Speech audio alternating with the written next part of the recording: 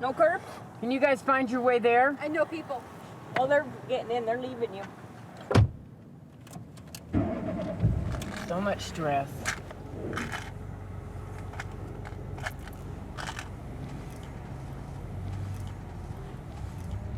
Anybody want a mint? No, thanks.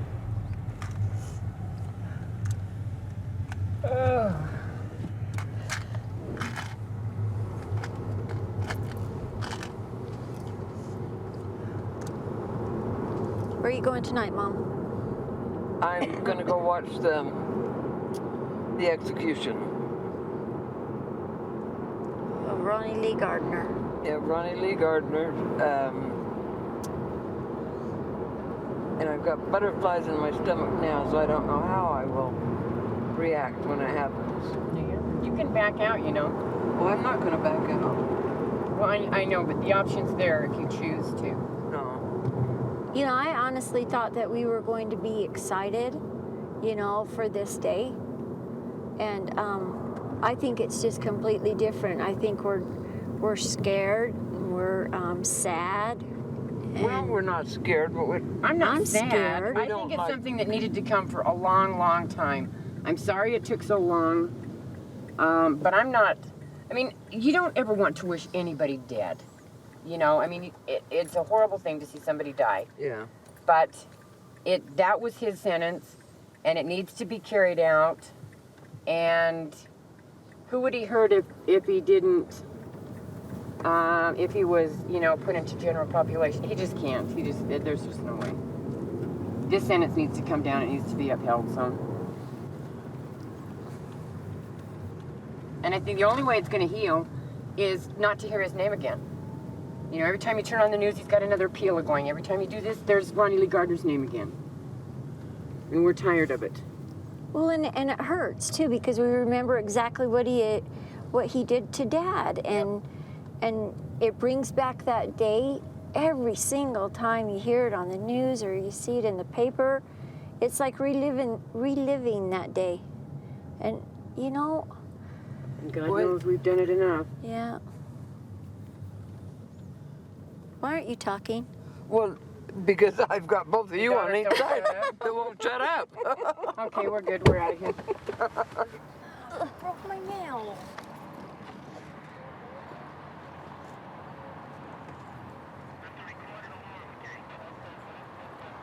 Let me help you? No. I know.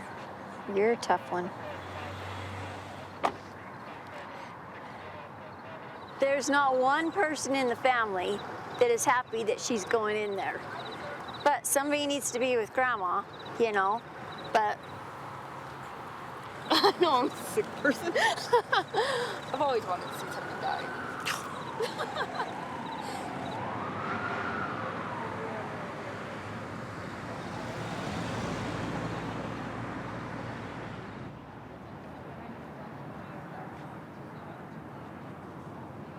Stupid. This whole thing's stupid. Since when do you put the victims with suspects or with Gardner's family? That's just not right. That is like totally wrong. Recent changes to the law will very probably mean that this will be the last ever firing squad execution in the United States. Robert Penfold, 9 News, Utah State Penitentiary. I'm really sad. I'm really sad that the United States of America would even allow such a tragic thing to occur. It's sad. And besides the fact that it's my father, makes it easier to be together as a family. It's a support, you know, support group for what's about to happen across the street. So we also have, there's also a couple here that is a niece of one of the victims that was killed by my dad, and they've been down here and they've been with us and have forgiven my dad, and they've been down here with us the whole day. So it's been a good day. It's a sad ending, but a good day. Okay.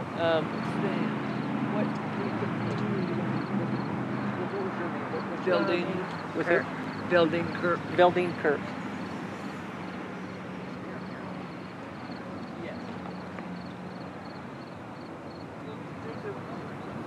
you know, I wouldn't be worried about her if it was lethal injection. I would be. still, because that's just nothing. That's just like going to sleep. Yeah, but you still know somebody's dying. Well, In the back of your mind, you still know that. seeing what's weird about Jamie is she just barely had to put her dog to sleep.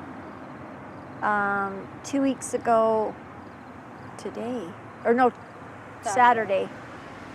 And we had that dog since 2000. You know, and I think that if that hadn't happened, if Deja was still here, I think Jamie'd be I'd be more comfortable with it. Yeah. Yeah, I'll find out exactly what they're going to do, and then I'll come back and talk to you. Thank you. No problem. Bye.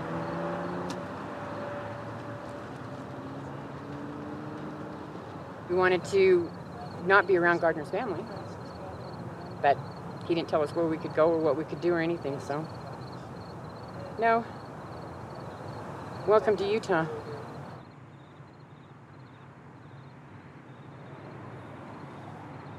He's got to be so scared. I mean, I can't even imagine what's going through his head. I mean, it breaks my heart. It does, and I'm sorry. But I wish he wouldn't have done what he's done. But I didn't make that choice for him. And I don't know. It just breaks my heart. I don't understand how people can hurt other people. But sorry.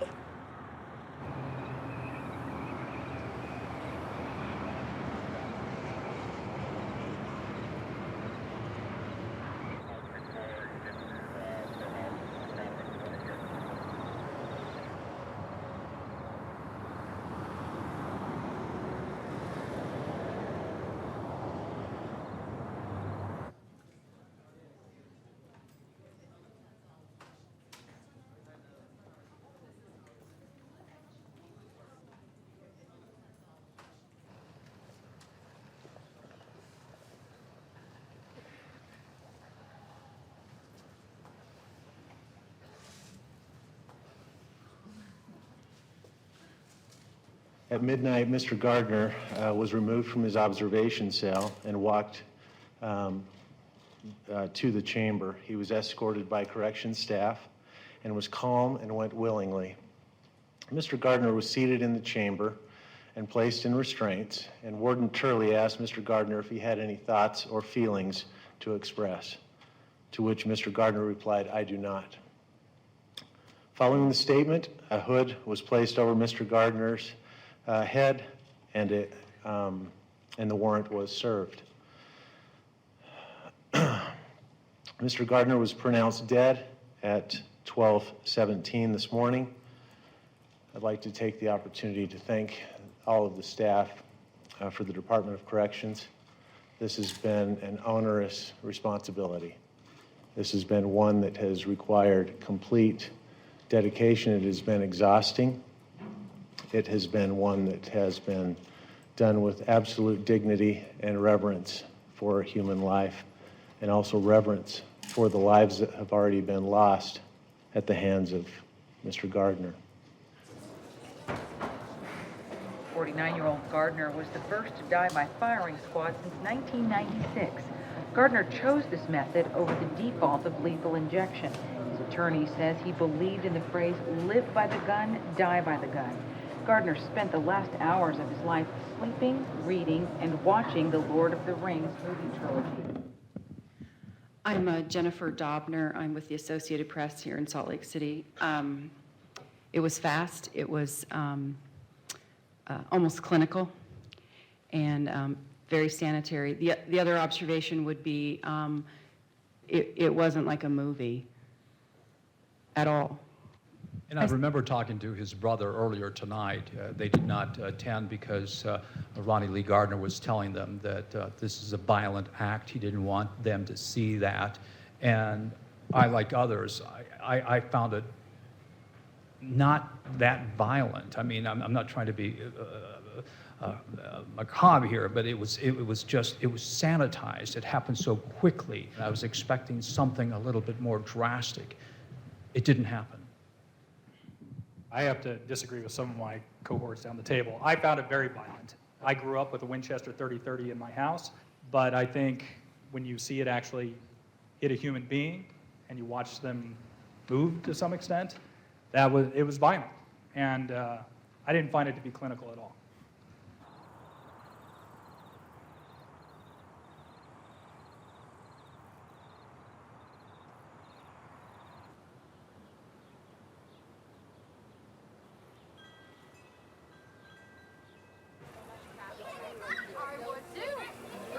Oh my gosh, the thing was like a toddler. It was like almost 13 pounds.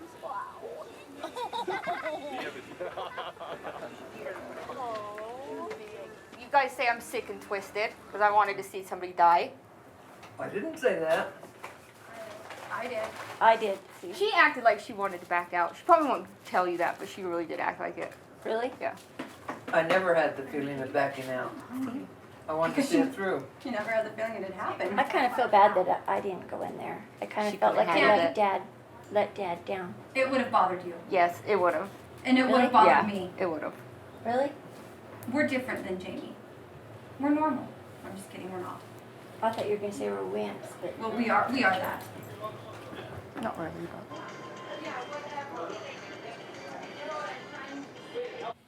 It was very clean, very like humane. You know, if you see movies that when somebody gets shot, you see it splatter all over the place, and this it wasn't whatsoever. You could just see a little pool of blood by his stomach afterwards.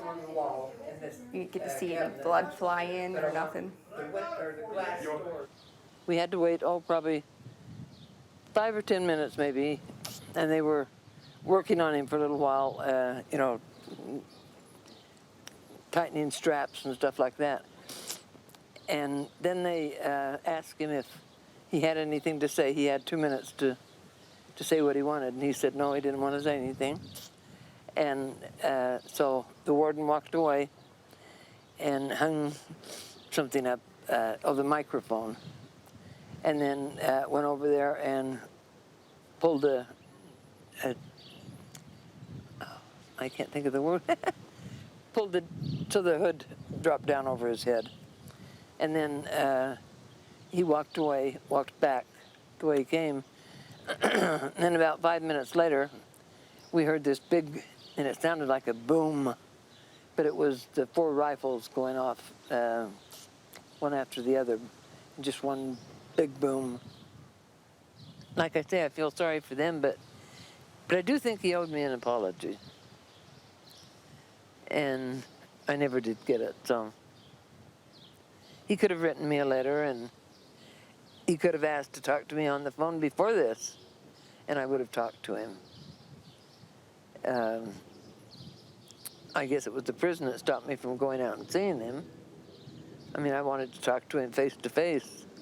I'd rather do that than have somebody on the telephone. I think I can tell the difference between lying, you know, if you look him in the eyes.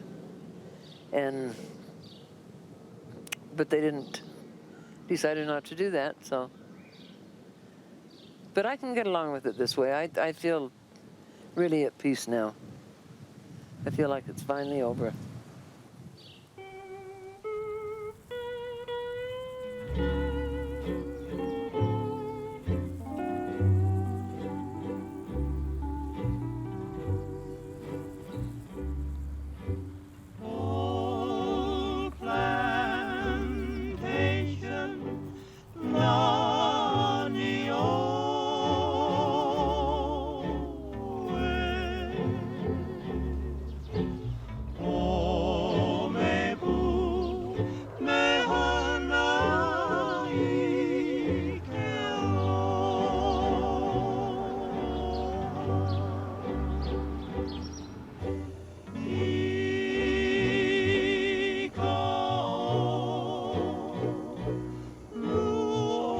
As a nation, we love violence.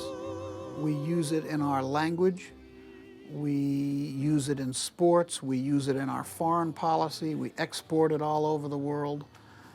We say that we don't like the effects of violence on individuals, or their families, but we have no hesitation in using it as a solution. In this country, the death penalty is reserved for people who were convicted of extremely violent offenses against individuals. So most Americans have nothing in common with death row inmates.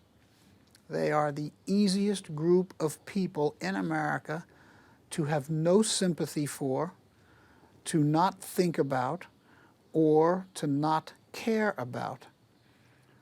Society has condemned these people as less than human. We call them monsters, garbage, scum, filth, vermin, trash. We dehumanize them. So to kill them is not to kill a person, it's to just get rid of garbage in our minds. So using the death penalty is not seen as being violent. It's just making America better, to purify America by getting rid of subhumans. Certainly to take a person and lock them up for the rest of their life with no chance of release is not an easy thing to do either, nor is it an easy thing to carry out the death penalty. But these are things that are necessary to be done. It is necessary to punish crime. Everything we do to punish crime is unpleasant, but it needs to be done. And so I don't see it as an issue of violence. I see it as an issue of deserved punishment being carried out in a careful and humane way.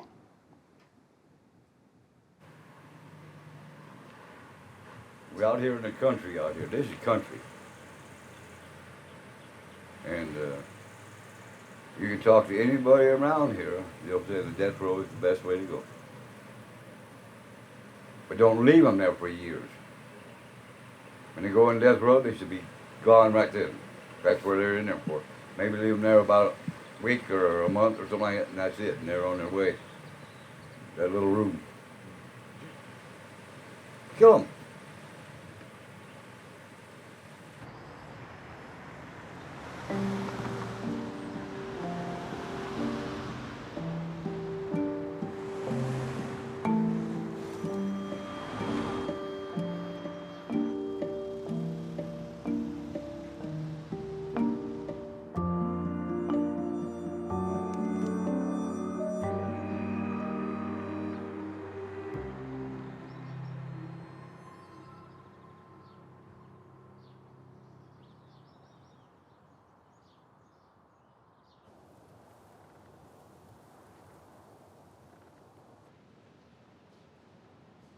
While these special programs have a place in the prison system, hard work is still the cornerstone of the life of an inmate.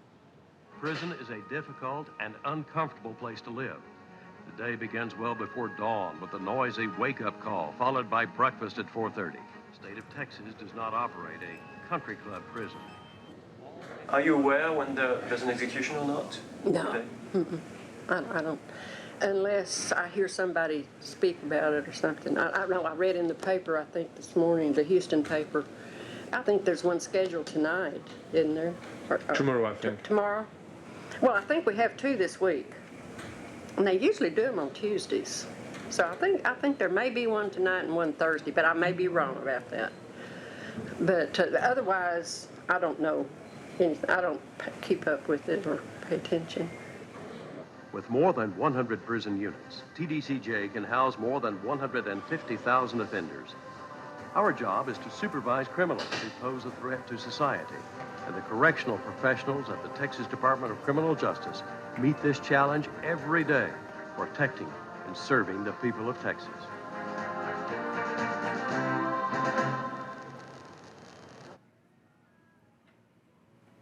It's an eye for an eye and a tooth for a tooth. I know that there are places out there that you know, will cut your hands off, cut your fingers off. You know, if you steal, they cut your hand off. That takes care of that. I mean, if I lost my hand for stealing, I think I'd be a lot less likely to steal again.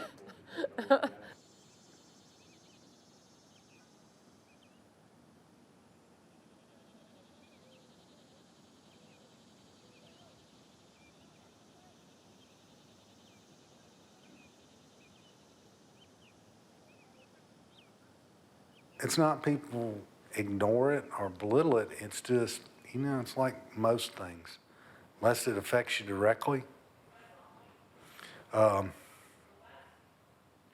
Like when Carla Faye Tucker got executed, or Gary Graham.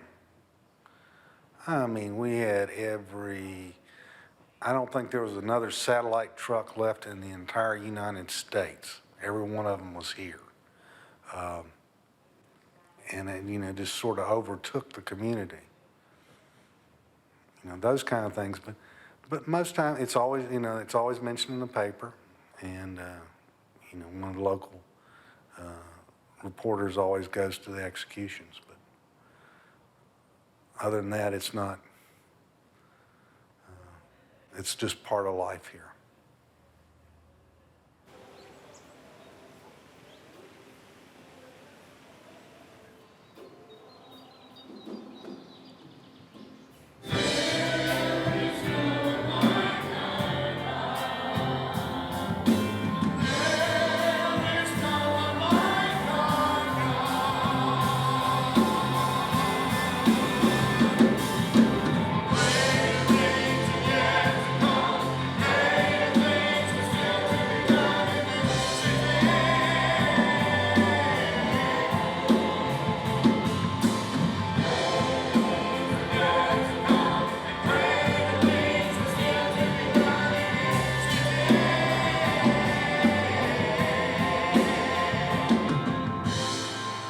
I've heard people, there's a debate going on. Should we apply capital punishment? Should we not apply capital punishment?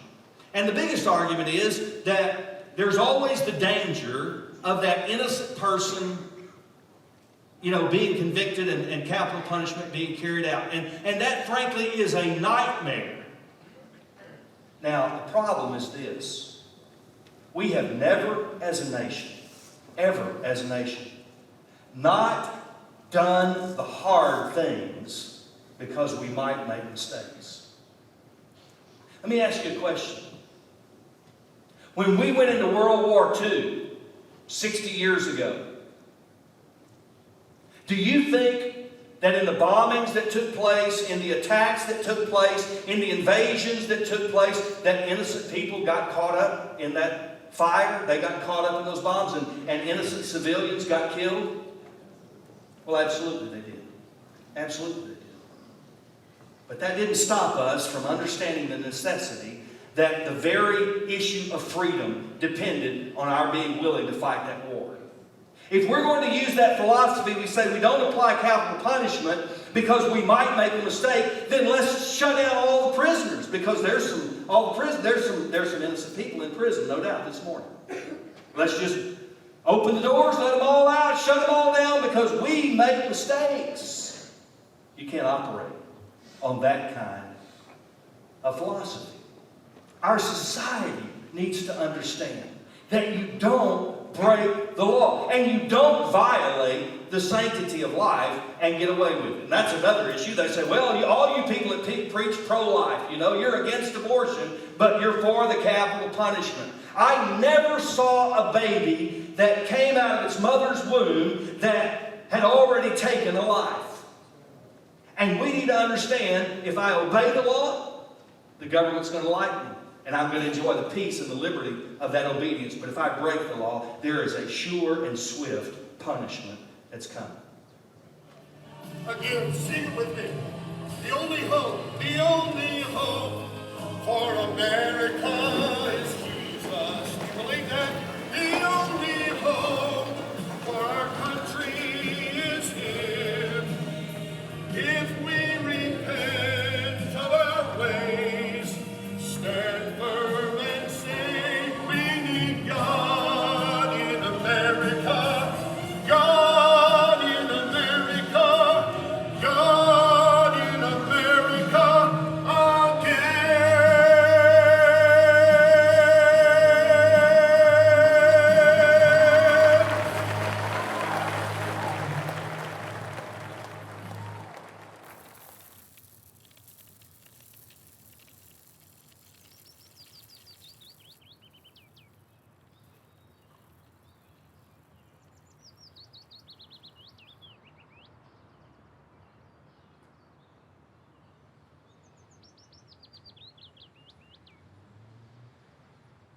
You know, I got nothing against folks, you know, live and let live and all that. But, you know, I get a little grumpy with some folks because of, you know, their politics or their lack of politics, their lack of desire to get involved in the community and help folks out, people that can't speak for themselves. You know, the elderly and prisoners, children, you know, the disabled. There just seems to be a reluctance to get involved. So I wonder about the middle class sometimes, because they're the ones who are in control. They make the decisions about who gets elected to office, and I can understand their frustration. They work very hard for what they have to get them a nice car for their family and live somewhere where their kids can go to good schools and they can live in a nice house in a nice neighborhood, and have some, you know, 18-year-old punk breaking in the house, stealing their stuff. It infuriates them. And then they, you know, elect politicians who say, don't worry about it, I've got it, I know how to fix this. And of course they don't, so I don't know. I don't blame them that much, but damn, you know, come on folks, snap out of it. Like I said, democracy's not easy, you gotta participate.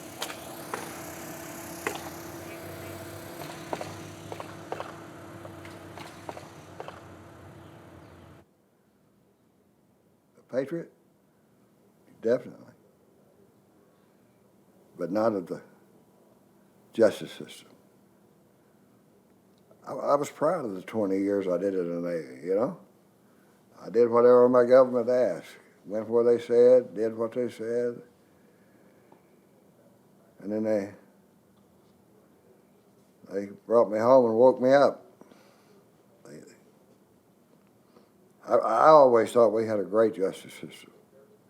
You know, you're convicted by your peers. But your peers can't be up there sleeping in the jury box, and like they did. And by the time they get through selecting the jury, they got exactly what they want, you know, who they want. They question them enough to know that they're going to vote guilty. I knew they were lying. I knew we was in a world of trouble, but I didn't know how we was going to get out of it. And we was in a world of trouble. It took a long time to get out. They told me, they said, once he gets in, it's hard to get him out. Bad shit going on in there. And that's what's fucked up about it, is you see this on TV, and you look over there and it's so peaceful, and there's the little lake and the pond, and there's a cemetery over there, and it's all quiet. I think that's the worst danger of it, is we look and we don't see anything. You can't see the violence and the misery and all that shit. It just looks, you know, bland. You know, if you didn't know better, you might think that was some kind of industry over there.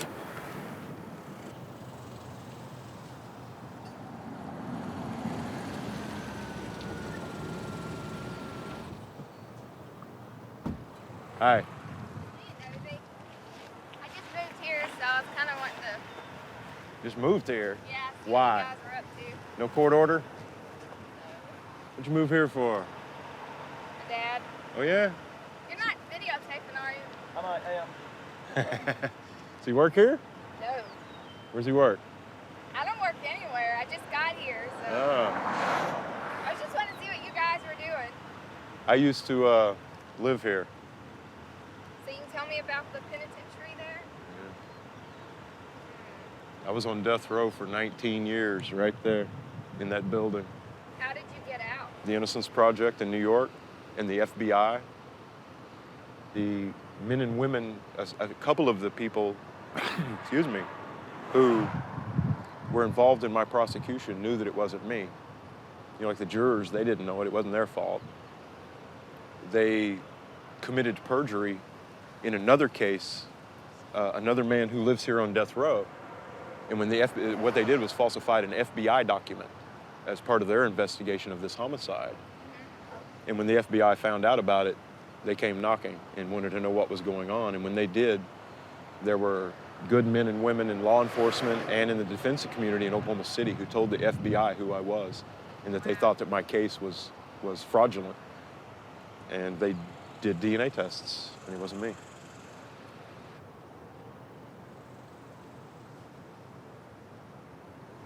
on the evening of an execution, about an hour beforehand, everybody goes to the back of their cage and takes their shoe off and starts beating on the toilet. And if you hit on it with a shoe, it's insanely loud inside the building, so all the death row inmates would do that.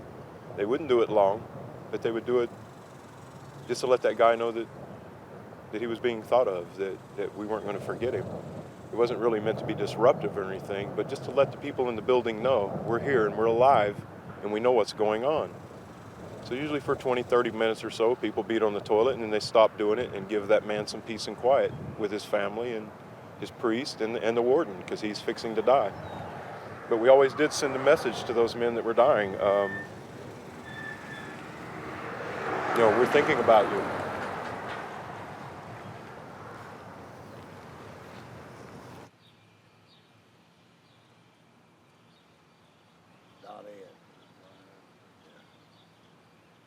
I ran into somebody down southeastern Oklahoma that knew Don Ed.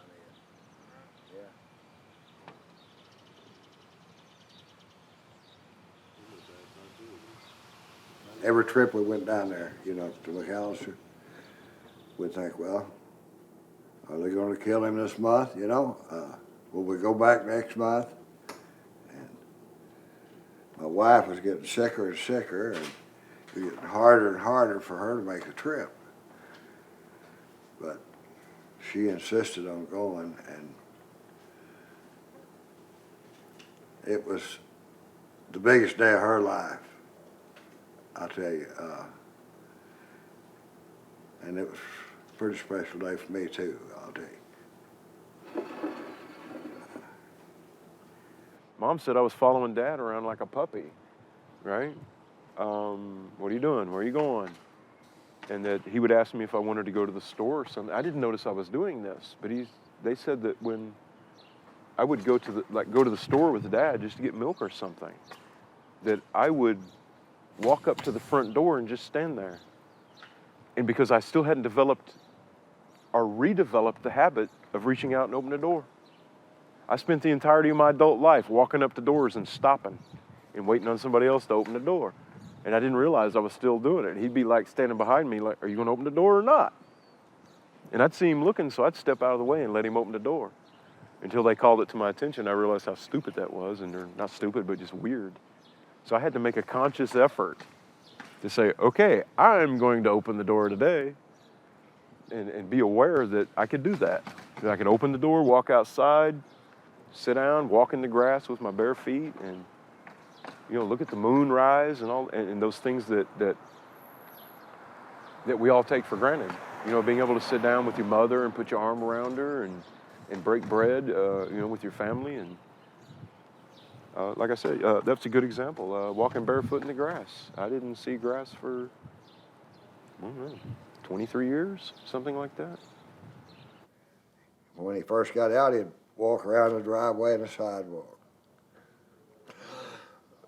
I was afraid the cops would go to get him, One night they had a fight over here next door, and there's 4 cop cars over there. Ooh, he panicked. He went around and locked all the doors. And I said, well, I'm going to go out there and see what's going on. He said, no, don't go out there. Don't unlock the door. He was scared to death. He won't drive a car right now in the state of Oklahoma because he's afraid they'll plant something in it and get him, put some drugs in it and say it was his.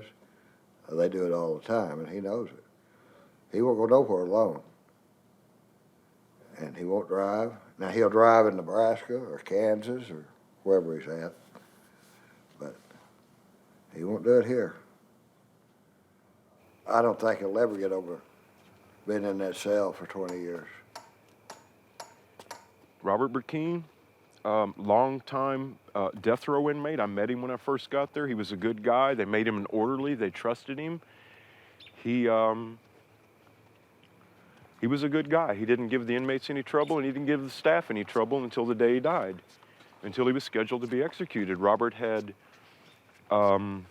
resolved not to let the state of Oklahoma kill him. So he purchased and stored enough narcotics to kill himself several times over.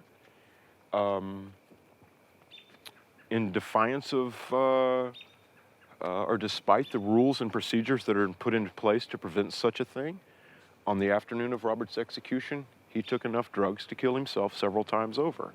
When it was discovered, the agents for the state of Oklahoma, instead of letting that man die, which was their objective that day, is that he leave this earth. He did it for them. Instead of allowing his death in this peaceful manner that he chose by drug overdose, they rushed him to the hospital, pumped his stomach, gave him the drugs to counteract the narcotics, took him back to prison, and 2 hours later, they executed him. They strapped him to a table, stuck a needle in his arm, and took his life. It is the most bizarre and frightening thing that happened to me when I was on death row. Out of all of the horrors that I had to witness for 2 decades, it was the one thing that I can't let go of. The fact that they saved a man's life at the last minute so that they could kill him.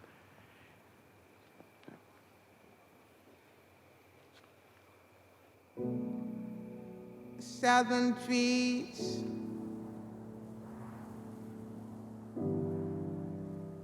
barren, strange fruit, blood on the leaves, and blood at the roots.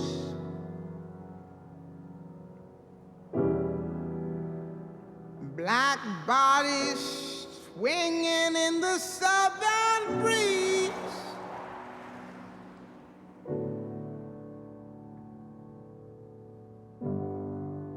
Strange fruit hanging from the poplar trees.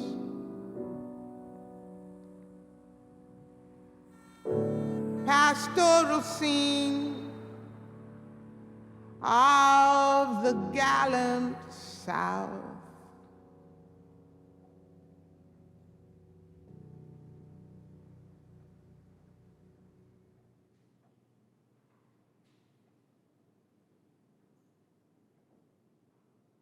There are 22 sets of syringes made up. There's 11 each set. One's a primary set, one's a backup set. When the warden gives the signal to proceed with the execution, the syringes are attached to the line and administered one by one. The first 4 syringes are or sodium pentothal.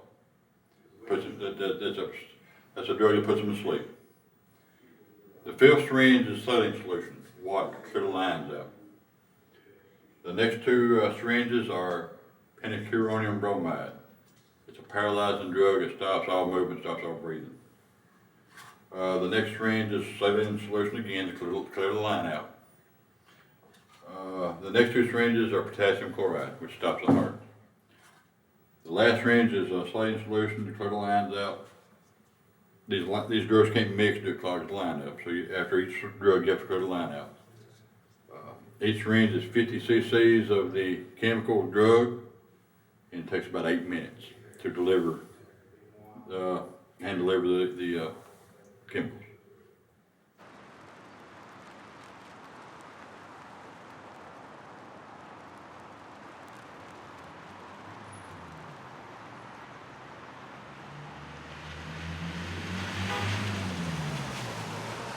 The Supreme Court turned him down, I'm not sure when, but not that long ago this afternoon. So, the 222nd execution under Rick Perry, the 61st execution in Texas is about to take place.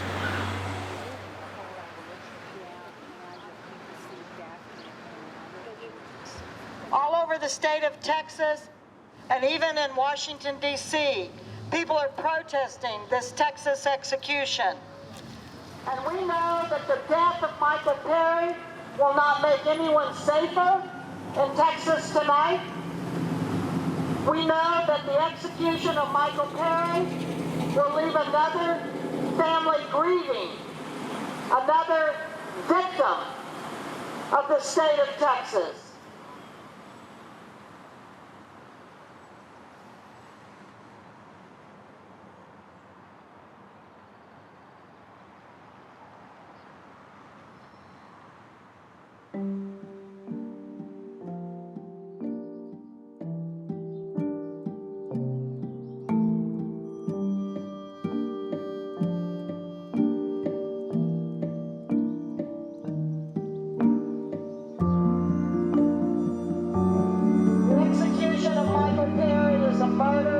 that should not have taken place.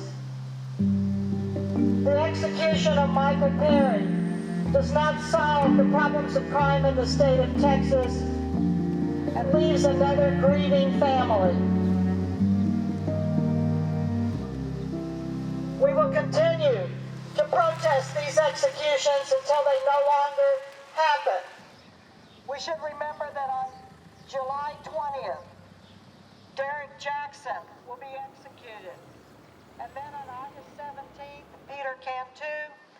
And on October 14th, Galen Bradford. Lethal injection was used in 1938 and 1939. It was started by Hitler's personal physician, Karl Brandt. 10,000 defective children were eliminated with lethal injections in the Reich in 38 and 39. The same mentality that they used then, we use today. We call it humane, to make it easier on those who do the killing rather than on those who are killed. Zyklon B, it was responsible for the deaths of millions of people in death chambers across Poland. And yet in 2010, in the United States, Arizona and Mississippi use Zyklon B gas pellets to liquidate people in gas chambers. Nobody wants to be linked to the Nazis. We can all agree that was among the worst regimes that ever existed in humanity. And it's easy to point the finger at the Nazis and say how terrible they were. But the historical antecedents of the American death penalty today come in large part from the Nazis. Who is Karl Brandt? No American knows, Hitler's personal physician. But he gave us the ideology of using a needle to kill people in the name of the law because it was easier for those who put the needle in the arm. This is America.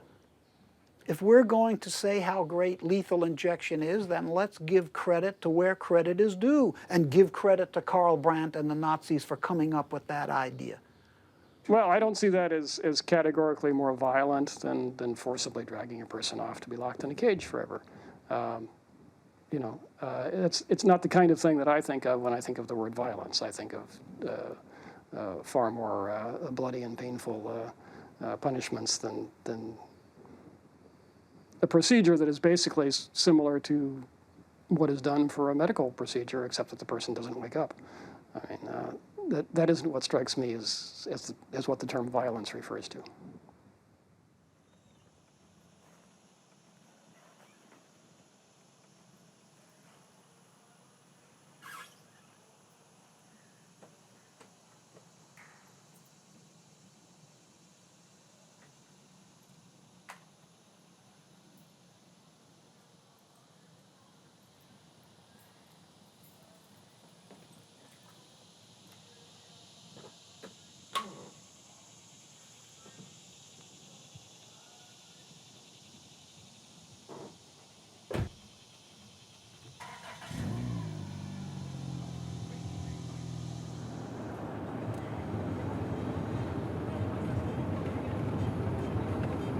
Car is probably the best thing about my life right now.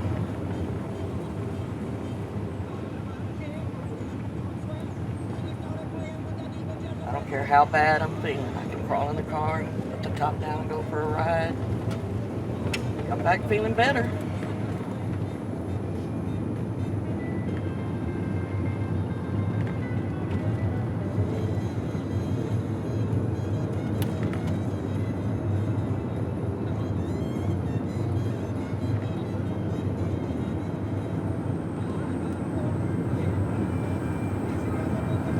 It might take me an extra 10 minutes. What's 10 minutes? I'm headed to town anyhow. It's just like a connection. I mean, I know it doesn't make any sense. My husband laughs at me, Tony laughs at me. If it makes me feel a little bit better, it's worth it.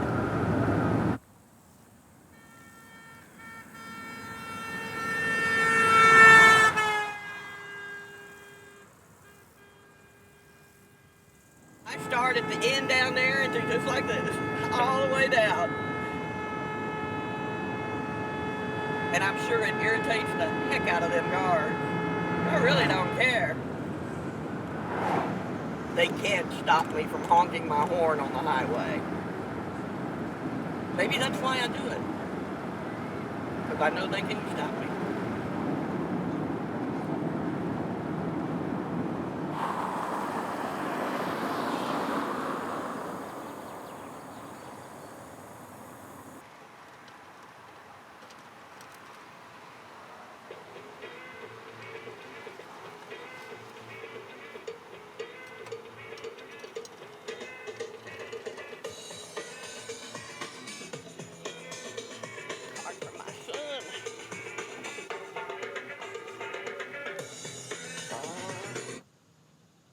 I ride by there anytime I leave the house. I ride by honking my horn. And he keeps telling me they can't hear me in there because it's all cinder blocks and concrete. But I still honk every time I go by. I'm sure all the guards got a story around about this crazy lady with a convertible that honks at the prison every time she passes it. I would pretty much give anything to be able to just give him a hug one time. It don't work that way. And the saddest part is, if the state of Texas gets their way and they execute him, I won't be allowed to touch him until after he's dead. Tell me what's justified about that. Other states at least let you have a last visit with your family. State of Texas don't. You get your last visit, but it's still through plexiglass. We keep making jokes about getting real friendly with the guards, me and my mother-in-law, so we can just reach our hand through the window one time and just pop him a couple of slaps across the face, straighten him out, you know. They hadn't let us yet. My mother-in-law thinks she can convince them, so we'll see.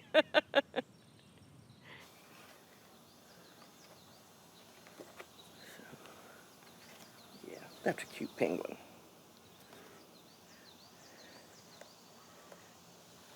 Got some more ads for me to look at. Mobile home. Perfect for guest cabins. Wonder how much. Yeah. His goal is to set me up in business with guest cabins. We're going to put them along the side out here, although he wants me to get rid of this and do it. So that's what he's looking for. We're going to turn them into the Nanny and Popo's hospitality house. That's what he wants to sell his artwork for now. He's decided to, if he does that, then that'll give me a business. I'll have some income coming in. Won't have to worry about working and money. Wouldn't that be nice? Alrighty.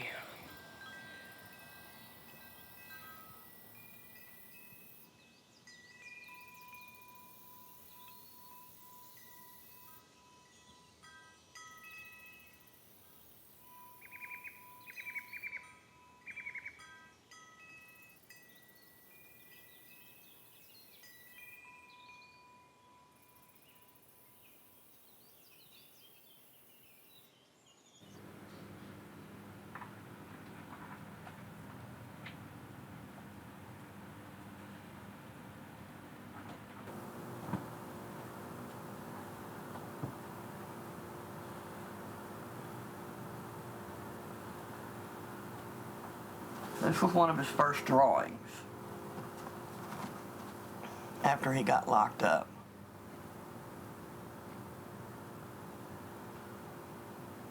And the first time I looked at that, I cried for hours. Because when you look at it, you know that's what they're feeling. That's what their thoughts are. And this one, that was one of my favorites because it's just so pretty and he uses colors.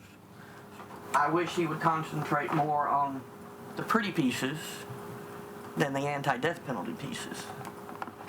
This one, there's a big story about this. The first time Tony made this piece, the hand looked too lifelike.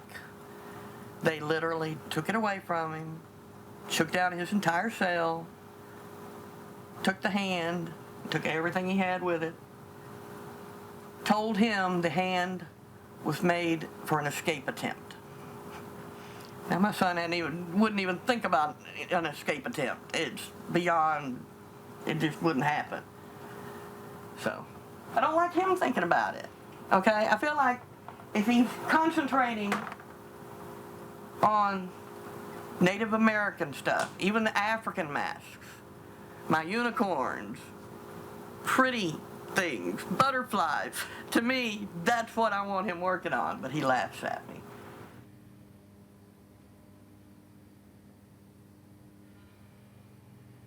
Everybody says, Tony shouldn't be there. Tony's got an excellent case to be able to get relief and be out of there, to be able to literally walk free from death row.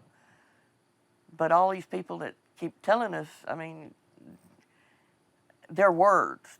We're not being shown anything. We're not one step closer now than we were 14 years ago to actually seeing him walk out those doors.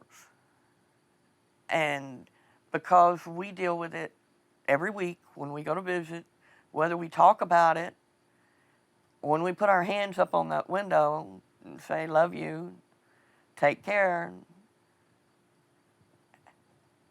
the chances aren't really very good. And now it's getting to the point where they've executed more and more of his friends. Most of the ones that I knew when I first started seeing him, and I'd met some of them's family and gotten to know them. Most of those have been executed already. There's only like 2 or 3 left that are still alive that I knew before. And he's losing what, to him, are the last of his friends. And he says every time there's another execution, it seems like he dies a little bit more inside.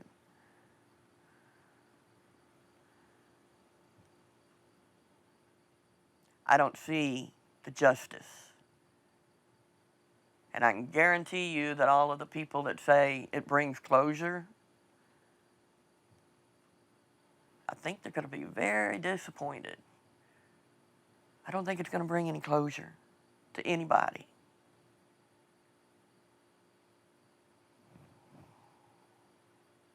I just don't.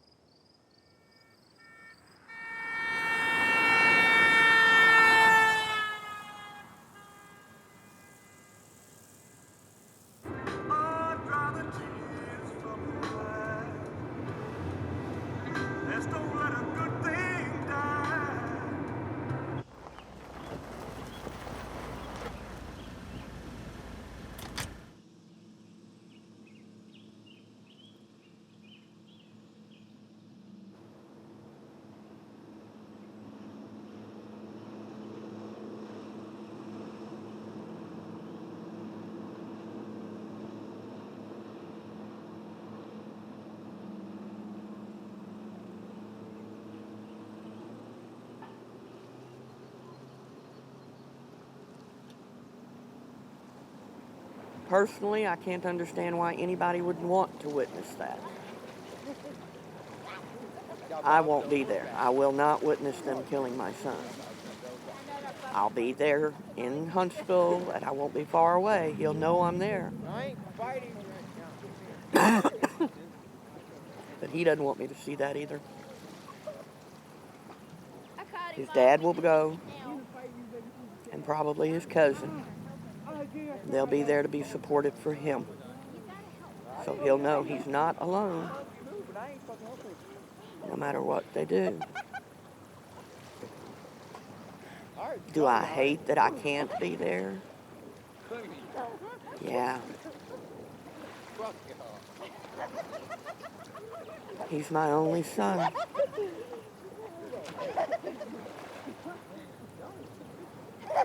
But I would not handle that well. call timeout. I just don't think I could do it. To be sitting in a room with him laying there, strapped down to that gurney, knowing that that's his last minutes, and they're going to ask him if he's got any last words. What's he supposed to say? He's told them all he didn't do it.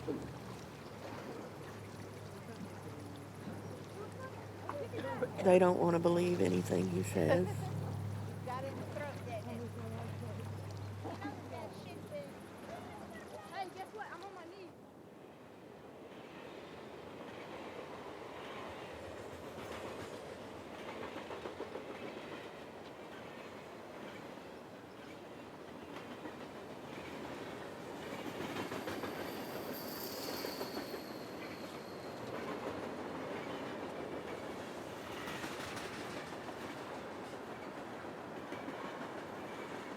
We are sitting here in 2010, and we can look back on an America that used to have slavery and shake our heads in disbelief that how could this country have slavery for 246 years and think it was okay?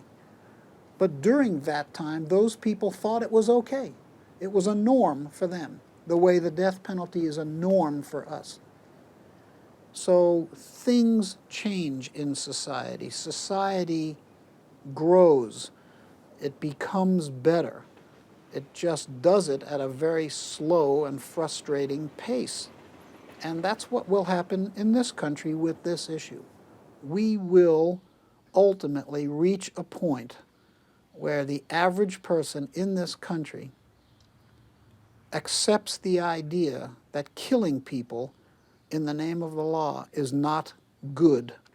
It is not a good thing for this country to be doing. But we are not at that day yet.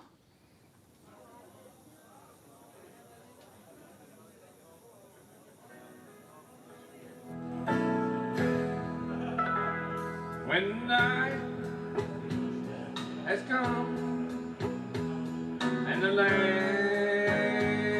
is dark and the moon is the only light that we see. No, I won't be afraid. No, I won't be afraid. Just as long as you stand by me.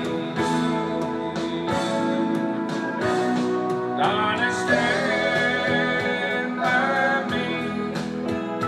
Won't you stand by me? If you're in need, won't you stand by me? And if it looks like we're looking for you never crumble and fall, and the mountains should fall to the sea. No, I won't be afraid. No, I won't shed a tear. Just as long as you stand by me. Darling, stand by me. Won't you stand by me when you're in need? Oh, stand by me.